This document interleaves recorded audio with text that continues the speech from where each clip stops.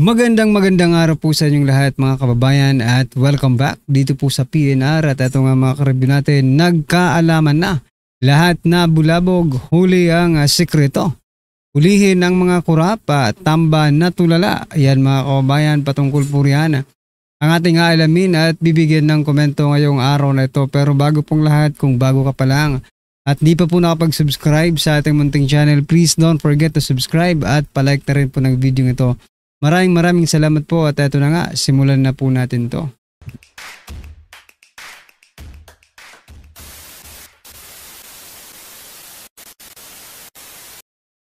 So yan mga kababayan, bago po natin muling i-play ang video ito, pasadahan po muna natin ang mga nagtitrending na mga balita dito po sa mundo ng social media.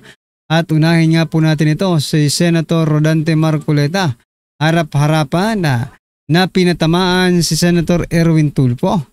Yan mga kababayan, Senator Erwin Tulfo ang may mastermind sa AKAP. Nako, eto pakinggan po natin at bigyan natin ng reaksyon. I think you are talking from experience, Mr. Chair. Kasi nung nakarang eleksyon, kasama kaya tayo, may tupad kayo, meron kayong AIX.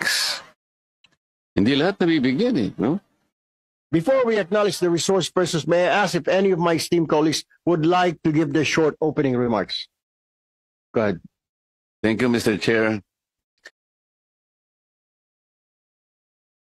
Maganda itong bills na pinipresent mo ngayon, lalo na itong Simplified Government Aid Access at saka itong Anti-Discrimination in the Delivery of Social Protection Program. I think you are talking from experience, Mr. Chair, kasi nung nakarang eleksyon, kasama kaya tayo, may tupad kayo, meron kayong AIX. Hindi lahat nabibigyan no? Nung kinuwento ko po yung lahat po ng mga binibigay na ayuda ng ating pamahalaan, magsimula po kayo sa 4Ps. Isama mo yung AIX, MAIT, Tupad, at saka yung paborito ni Chairman na AKAP, 194 billion pesos. Hindi ko malaman kung nabibigyan lahat ang dapat bigyan. Ito siguro yung paraan para... I think you are talking from experience, Mr. Chair. So yan mga kababayan, talagang harap-harapan pong pinatamaan ni Senator Rodante Marcoleta itong si Senator Erwin Tulfo.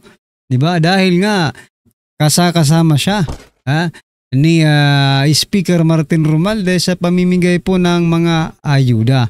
Yan siguro ko naman ay hindi po ito i-deny ni Senator Rodante ni Senator Erwin Tulfo. Nako po.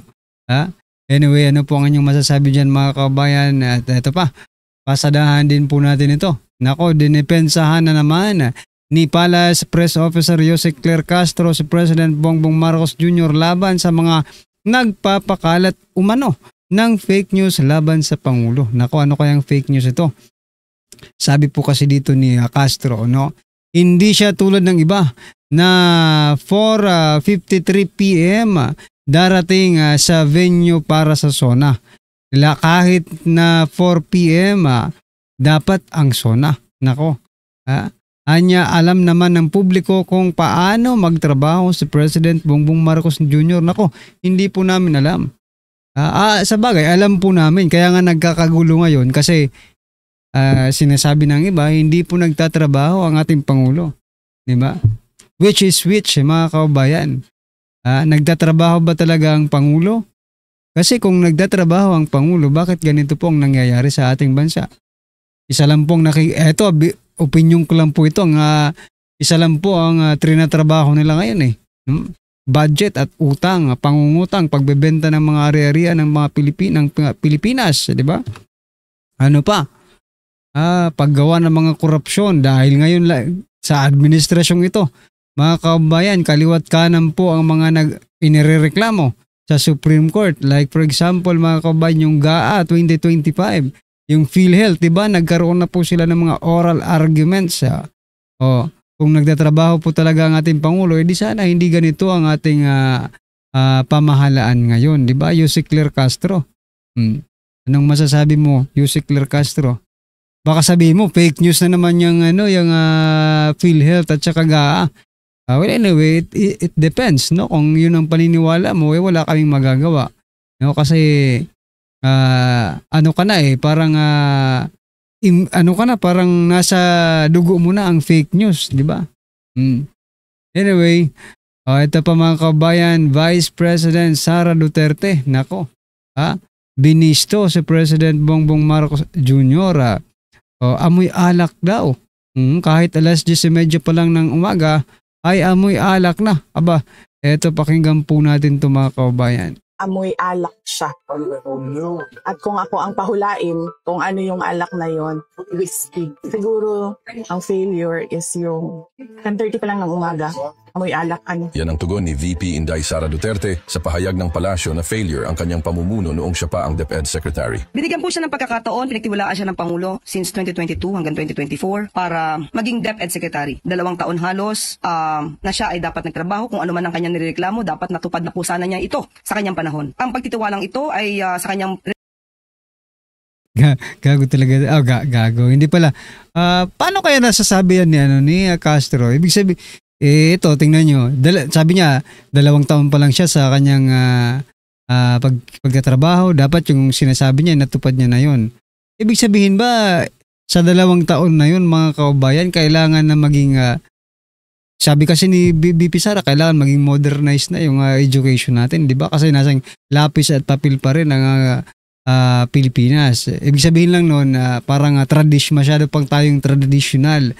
No, sinasabi dito ni Castro, sa 2 taon na niya na yun, dapat nagawa na yung sinasabi niyang trabaho. Diba? Pwede rin naman mangyari yun kung sinusuportahan ng palasyo. Kaso hindi rin sinuportahan ng Malacanang yung kanyang mga gustong gawin sa Department of Education. Diba? At nakita naman po natin kung paano nila birahin si Vice President Sara Duterte nung nasa Department of Education pa ito. Reklamo ngayon, nagre-reflect lamang na bilang siya ay naging DepEd Secretary ay a complete failure.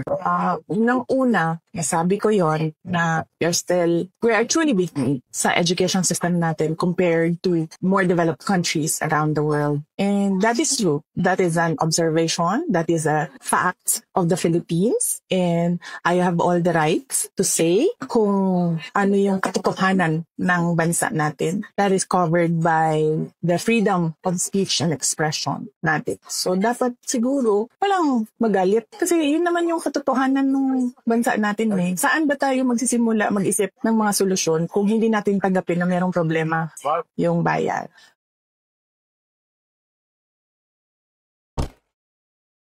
Ayan mga kabayan, ano po ang inyong masasabi dyan? Ako, amoy alak, alas 10:30 pa lang, di ba? Bigyan lang po natin ng reaction yung sinasabi pong total failure itong si BP Sara sa Department of Education. Sana naman Castro, tinanong mo muna yung mga teachers kung talaga bang failure itong si BP Sara bilang Department of Education Secretary, di ba? Baka mamaya ikaw lang pala ang nagsasabi ng ganyan. Ganyan din ba ang sinasabi ni President Bongbong Marcos Jr. o ikaw lang? Kasi Castro, dapat lagi mong iniisip that you are speaking in behalf of the President. Whatever comes out to your mouth yan yun din po ang sinasabi ng Pangulo. Ngayon, kung yan po ang sinasabi ng Pangulo, back to you natin yan sa Pangulo. Bakit hindi nyo sinuportahan? Di ba? Si former Secretary ng Department of Education na si Vice President Sara Duterte. Okay?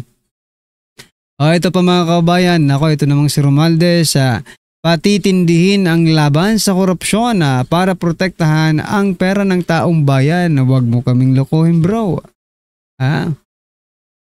Patitindihin daw ang laban sa korupsyon.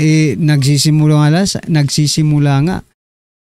Diyan sa inyo ang korupsyon.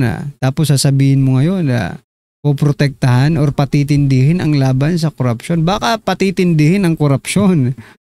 Wala yung laban, puro lang korupsyon mga kababayan. Ako naman talaga si Speaker Martin Romualdez ang nagsalita.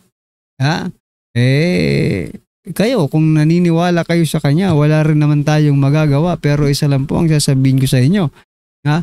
Base po sa mga napagdaanan natin sa kanila mga pamumuno, masasabi natin talagang patitindihin nga talaga ang korupsyon. Hindi lalabanan kung di patitindihin ang korupsyon. Ano ba? Diba? Ano pong inyong masasabi dyan mga kababayan? At eto pa. Nako, eto ba ang lalabanan ng korupsyon? Eto nga, sabi po dito ni Senator Ping Lacson, isa po sa mga miyembro ng House Prosecution Team para sa impeachment ni VP Sara Duterte na si Representative Arnan Panaligan, ibinulgar ni Senator Ping Lacson na sangkot umano sa maanumalyang flood control project sa Oriental Mindoro. Akala ko ba patitindihin nyo yung laban sa korupsyon, pero bakit ito? Isa sa mga House prosecution na gigisa sana dito kay Vice President Sara Duterte na si Arnan Panaligan, sangkot sa flood control project. Ano na? Hoy, tingnan nyo rin yung iba. Itong si Representative Joel Chua at saka yung iba, napakaingay nito meron niya yung ni Chua, di ba, yung issue dyan sa Maynila, yung isang dipang barangay hall sa Eskinita. Di ba? Binira na yun ni Mayor Isko, sinira na. Isipin nyo, 19 million po ang ginastos doon. Baka pwedeng imbitahan din itong si Representative Joel Chua dyan sa investigation na yan. Although it's not a flood control project, but still it is about the corruption. Diba? Ano po ang inyong masasabi dyan mga kababayan? I-comment nyo na lang po. At eto, last po natin pag-uusapan itong si Bronner. Sabi po ni Bronner dito, Armed Forces of the Philippines Chief General Romeo Bronner Jr. reminds AFP personnel, corruption is betrayal of Philippine flag. Okay? Tama pa yan. Tama po. So, maganda sana ito kung hindi lang sa hanay nila, no? Maging sa lahat ng departamento, no? Branch of the government ay patupad yan, no? Corruption is betrayal of Philippine flag. Ano pong masasabi nyo dito, General Bronner, sa mga korupsyon ng mga politiko? Dapat siguro hulihin ng mga ito dahil betrayal of public trust na rin yan, di ba? Ano pong inyong masasabi dyan mga kababayan? Dapat siguro unahin ni General Bronner itong mga congressman na mga sangkot dito po sa flood control project or maging sa ibang project na kinukurap lang nila, di ba? Anyway mga kababayan, ano pong inyong opinion, reaksyon patungkol dyan? At eto, pasadahan na po natin ang video ito at bigyan po natin ng reaksyon. Eto na po. Ito ang nakakagulat. Viral at trending sa mundo ng social media ang di umano'y balitang walang makakatakas. Lahat kayo ay magbabayad sa batas. Ito ang unang babala ni Senate Blue Ribbon Committee Chairperson na walang iba kasi si Senator Dante Marcoleta matapos magsimulang Senate investigation patungkol sa maanumalyang flood control project na tila isinasangkot ang ilang mga personalidad katulad na lamang ni Kongresista at Ako Bicol Party List na walang iba kundi si Zaldico, former Pampanga Representative Dong Gonzales at maging Pasig candidate for mayor na si Sara Diskaya na tila nasa likod di umano na mga kumpanyang sangkot sa bilyong pisong flood control projects na hindi daw napakinabangan ng marami sa ating mga kababayan. Ayon pa kay Senator Marcoleta, hindi niya palalagpasin at kanyang bubusisiin ang mga di umano'y may kinalaman sa pagkulimbat ng di umano'y pera maging ang tila paglustay ng pondo ng bayan. Hindi daw basta-basta maproyekto or halaga ng mga flood control project na tila pinaglaanan ng pamahalaan ng 1 bilyong piso kada araw. Ngunit hanggang ngayon ay tila nagsasuffer pa rin ang marami sa ating mga kababayan sa lumalalang baha sa bansang Pilipinas. Pero bago ang lahat mga kapinas, kung bago ka pa lamang sa channel namin ay huwag mong kalimutan mag-subscribe at pakiclick na din ang notification bell para mas maging updated ka pa lalo sa lahat pa ng bagong videos na i-upload namin. At yun nga mga kapinas, talagang limited lang ang walang ganti. Ito ang naging sigaw na marami sa ating mga kababayan matapos na ang ginawang hearing ngayong araw kung saan ay walang pagdadalawang isip buong tapang na binanatan ng Senator Dante Marco Lepta ang lahat ng mga politikong may kinalaman sa manumalyang flood control project na hanggang ngayon ay hindi pa rin napapakinabangan ng sambayan ng Pilipino. Banat pa na marami sa ating mga kababayan ay kung mapapatunayan man na talagang may kinalaman ang mga taong nabanggit ay dapat lang talaga silang parusahan, tanggalan ng kakayang makatakbo sa posisyon at mas lalong dapat silang ikulong para di na sila makaulit pa at para di na sila maparisan pa. Matapos nga lumabas sa balitang ito ay umani agad ng samot-sari comment at reaksyon mula sa marami sa ating mga kababayan at Yan mga kababayan, ano po ang inyong reaksyon, opinion patungkol po sa video ito ay comment nyo na lang po sa baba para at least alam po ng ating mga kababayan ang inyong opinion. Maraming salamat po. Please don't forget to like the video. Maraming salamat po.